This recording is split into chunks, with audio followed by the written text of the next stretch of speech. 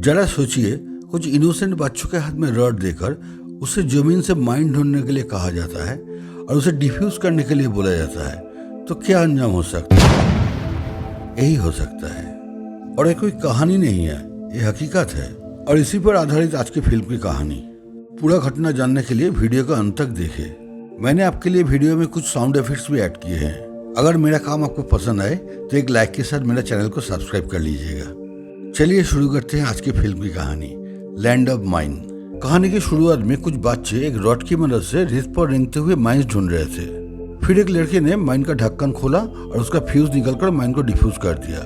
लेकिन तभी एक दूसरे लड़के ने माइन खोली और अचानक जबरदस्त धमाका हो गया, जिससे उसकी मौत हो गई। असल में ये बच्चे जर्मन कैदी थे जिसको युद्ध में पकड़ा गया था। अब लड़ाई तो खत्म हो गई थी, लेकिन अब भी जर्मन की बिछाई हुई लाखों माइंस डेनमार्क में मौजूद थी, जिससे आम लोगों का काफी खतरा था।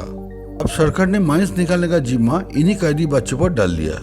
जल्द ही डेनमार्क की फौजियों ने बच्चों को ट्रेनिंग शुरू कर दी, जिससे उन्हें माइंस ढूंढकर उन्हें बंद करने का तरीका सिखाया गया। इसके बाद प्रैक्टिस के लिए एक एक लड़के को माइन वाले कमरे में भेजा गया। सबसे पहले लड़के ने अंदर जाकर बड़े ध्यान से माइन का ढक्कन खोला और फ्यूज निकलकर माइन को बंद कर दी। लेकिन जब दूसरा लड़का अंदर गया तो डर के मारे उसके हाथ कांपने लगे, लेकिन फिर भी वो माइन को बंद करने में कामयाब रहा और आखिरकार सबने चैन की सांस ली। लेकिन इसके बाद जो लड़का गया वो माइन बंद करने में नाकामयाब रहा और उसकी मौके पर ही मौत हो गई। इससे बच्चों के मन में डर बैठ गया, क्योंकि कभी भी कोई भी माइन उनकी जान ले सकती है। ट्रेनिंग पूरी होने के बाद 11 लड़कियों को डेनमार्क के पश्चिमी तट पर ले आया गया, जहां पर सार्जेंट कार्ल उनका बॉस हुआ। कार्ल के मन में जर्मन्स के लिए बहुत नफरत भरी हुई थी।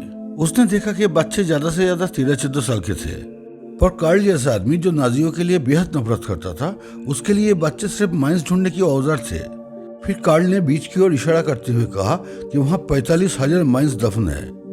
उसने हुक्म दिया कि हर किसी को 1 घंटे में 6 माइंस ढूंढकर उन्हें बंद करना होगा, ताकि 3 महीने बाद वो अपने घर लौट सके। इसके बाद सभी बच्चे काम पर जुट गए और रेंगते हुए रॉड से धीरे धीरे माइंस का पता लगाने लगे।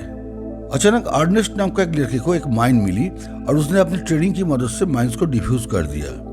उनका पहला दिन काफी अच्छा रहा, क्योंकि किसी का जानकर नुकसान नहीं हुआ। शाम को उन्होंने कपड़े के बैग्स में घास भरकर गद्दे बनाए ताकि वो आराम से रात को सो सके। फिर रात को सबने मिलकर बातें की और बताया कि वो घर लौटने के बाद क्या क्या करेंगे। लेकिन उनमें से एक लड़के को बिल्कुल यकीन नहीं था कि वो कभी घर वापस जा सकते हैं, पर बाकी सभी बच्चों के मन में अभी भी आस थी। इसके बाद हम देखते हैं कि उन बच्चों को खाना भी ढंग से नहीं दिया जाता था। अर्नेस्ट ने एक छोटी बच्चों को खेलते देखा तो वो उससे बातें करने लगा। तभी अचानक उस बच्चे की माँ वहां आ गई और उसने तुरंत अपनी बेटी को घर वापस आने के लिए कहा। इस दौरान अर्नेस्ट ने चुपके से लड़की के खिलौने से ब्रेड का टुकड़ा चुरा लिया और बाद में अपने भाई के साथ बांट कर खाया। फिर रात होने पर कार्ल ने सभी लड़कों को एक लकड़ी के घर में कैद कर दिया और दरवाजे को लकड़ी के फट्टों से बंद कर दिया गया, ताकि बच्चे चाहकर भी भाग न सके। फिर अगले दिन लड़के फिर से काम पर गए, पर आज वो कल से धीरे चल रहा था, क्योंकि उन्हें खाने के लिए एक दाना तक नहीं मिला था। फिर शाम को चुमन नाम का एक लड़का कार्ल के पास पहुंचा और उससे पूछा कि उन्हें खाना कब तक मिलेगा। कार्ल ने कहा कि किसी भी जर्मन इंसान को पहले खाना नहीं मिलेगा। कार्ल ने यह भी कहा कि उससे कोई फर्क नहीं पड़ता कि जर्मन कैदी माइन से मरे या भूख से। फिर उसने लड़के को डांट कर वापस भेज दिया। मगर रात को हेलमुट नाम का एक लड़का अपनी भूख पर काबू नहीं रख पाया और वो खाना ढूंढने के लिए लकड़ी के फट्टे हटाकर घर से भाग निकला।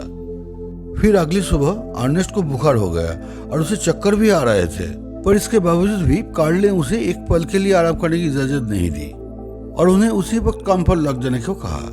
इधर विलियम नाम का एक लड़का भी बीमार हो गया और उसने उल्टी कर दी। तब स्कूमैन उसे देखने जा ही रहा था कि अचानक जबरदस्त धमाका हो गया, जिसमें विलियम की दोनों बाजुएं उड़ गई। वो बेचारा दर्द के मारे तड़पते हुए कह रहा था कि वो अपने घर वापस जाना चाहते हैं। तब अर्नेस्ट ने चिल्ला चिल्ला कर मदद की गुहार लगाने लगा, लेकिन पास के खेत वाली औरत भी चुपचाप अपना दरवाजा बंद कर लिया। इधर कार्ल भी बच्चे की पुकार सुनने के बावजूद अंदर ही बैठे रहा, लेकिन विलियम की चीख पुकार इतनी दर्दनाक थी कि कार्ल जैसा पत्थर दिल आदमी भी खुद को रोक नहीं सका और उसने बाहर जाकर विलियम को एक इंजेक्शन दे दिया। तब उसे एहसास हुआ कि ये कैदी सिर्फ नाजी फौजी नहीं बल्कि छोटे बच्चे भी है। इसके बाद वो खुद विलियम को उठाकर हॉस्पिटल ले गया। वहीं बाकी बच्चे भी बीमार होकर उल्टियां करने लगे थे। जब कार्ल को इसका पता चला तो उसने सबको पूछताछ की। तब हेलमुट ने खुलासा किया कि वो कल रात अपनी भूख पर काबू नहीं रख पाया और पास के खेत से कुछ दाने चुराकर अपने साथियों में बांट दिए। फिर जब कार्ल ने खेत वाली औरत से दानों के बारे में पूछा तो उसने बताया कि अरे वो तो कीड़े लगने की वजह से खराब हो गए थे। ये कहकर वो मुस्कुराने लगी क्योंकि उन दानों को खाने से दुश्मन जर्मन कैदी बीमार हो गए थे। फिर कार्ल ने सभी बच्चों को लगातार समुद्र का पानी पीने को कहा ताकि कीड़े वाले दाने उल्टी के जरिए बाहर आ जाए। इसके बाद वो सभी बच्चों को नहलाया और बाद में विलियम को देखने हॉस्पिटल पहुंचा। तब उसे पता चला कि हॉस्पिटल पहुंचने के कुछ समय बाद ही विलियम की मौत हो गई थी। ये सुनकर कार्ल का बहुत पछतावा हुआ क्योंकि उसने बच्चों को भूखा रखा था। फिर शाम को मिलिट्री बेस से ब्रेड चुराकर बच्चों के लिए लाया और ब्रेड दरवाजे पर रख दिए। जैसे ही बच्चों ने खाना देखा तो वो तुरंत उस पर टूट पड़े क्योंकि वो कई दिनों से भूखे थे। बाद में जब कार्ल बच्चों से मिला तो उनका मन रखने के लिए ये कह दिया कि विलियम की तबीयत धीरे धीरे ठीक हो रही है। ये सुनकर सभी बच्चे बेहद खुश हुए, लेकिन अब विलियम की ना होने की वजह से सभी बच्चों को 1 घंटे में 8 माइल्स बंद करनी होगी। फिर भी बच्चे खुशी खुशी काम करने में जुट गए और यहाँ से घर लौटने का प्लान बनाने लग गए।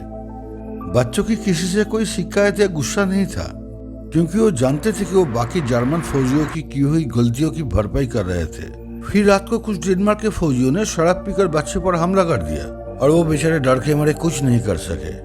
जब कुछ लड़कों ने जवाब देने की कोशिश की तो फौजियों ने उन पर बंदूकें तान दी। वो गोली चलाने ही वाले थे, लेकिन एन वक्त तक कार्ल ने आके कहा कि अगर ये बच्चे मारे गए तो उन्हें अपने आदमियों से माइंस बंद करवानी होगी। ये सुनकर फौजियों ने बच्चे को छोड़ तो दिया और जाने से पहले लेफ्टिनेंट कार्ल से कहा कि वो युद्ध के दौरान जर्मन फौजियों के अत्याचार को भूले ना। तब कार्ल ने कहा कि ये बच्चे तो जानते भी नहीं है कि उस वक्त क्या हुआ था। खैर फिर अगले दिन स्कूमैन ने एक डबल माइन निकाली। असल में इस माइन को ढूंढने वालों के लिए ही बिछाया गया था। तब स्कूमैन ने चिल्लाकर सबको इस तरह के माइन से सावधान रहने को कहा, पर किसी को भी उसकी आवाज सुनाई नहीं दी। इधर बर्नर एक माइन डिफ्यूज करने के बाद बेहद खुश था कि अचानक डबल माइन में भयानक धमाका हो गया। जैसे ही अर्नेस्ट ने यह देखा तो वो रोते हुए अपने भाई की तरफ दौड़ा, पर उसके भाई के तो चिथड़े उठ चुके थे। जल्द ही कार्ल वहां आया, लेकिन वो भी कुछ नहीं कर सकता था। अपने भाई की मौत से अर्नेस्ट को बहुत गहरा सदमा लगा और वो बेचारा बार बार कह रहा था कि उसे वापस जाकर भाई को ढूंढना है। तब कार्ल ने उसे नींद का इंजेक्शन दे दिया और चुपचाप उसके पास बैठ गया। तब उसे एहसास हुआ कि ये कोई नाज़ी फौजी नहीं बल्कि एक हताश बच्चा है। बेचारे ने अपने आंखों के सामने अपने भाई को मरते हुए देखा है।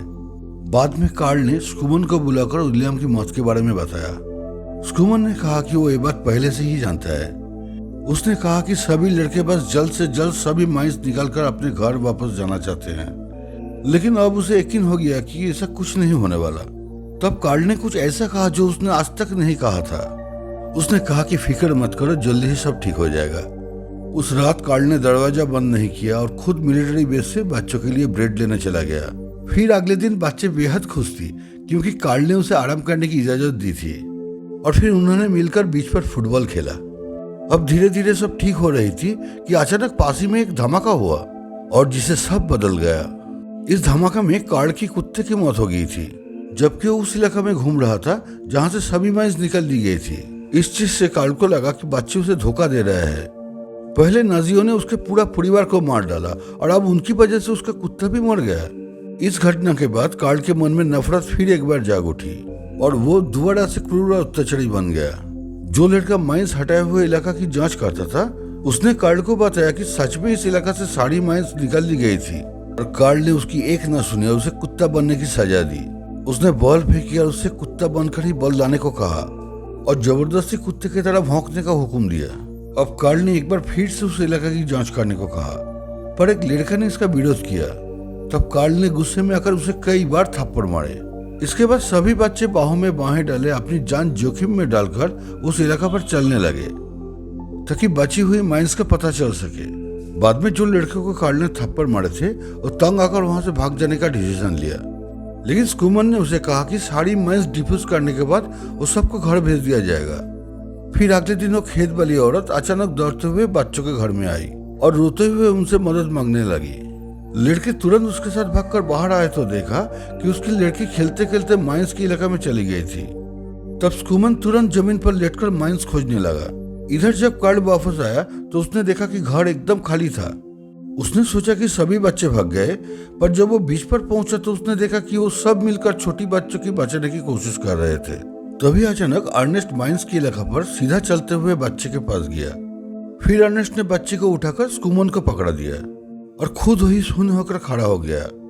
सबने उसे वापस बुलाया, पर वह मुस्कुराकर माइंस फील्ड की ओर बढ़ गया। अचानक धमाका हुआ जिससे उसकी जान चली गई और आखिरकार वो अपने भाई के पास पहुंच ही गया। ये देखकर स्कूमन जैसा मजबूत लड़का भी अंदर से टूट गया। फिर कार्ल ने उसके पास जाकर कहा कि वो जल्द ही अपने घर लौटेंगे। बाद में कार्ल समुद्र की ओर देखते हुए उन सभी मासूम बच्चों के बारे में सोचने लगा जिन्होंने अपनी जान गंवा दी थी। खैर जल्द ही 3 महीने पूरे हुए और माइंस निकालने का काम अब पूरा हो चुका था। अब बाकी 6 बच्चे अपने घर जाने के लिए तैयार थे और सब माइंस को एक ट्रक में चढ़ाते हुए खुशी खुशी अपने घर के बारे में बात कर रहे थे। अचानक वहां जोरदार धमाका हुआ जिसने आसमान को काले धुएं के बादलों में भर दिया। कार्ल और उसके 2 साथी दौड़कर वहां पहुंचे, पर 2 लड़कों की मौत हो गई थी।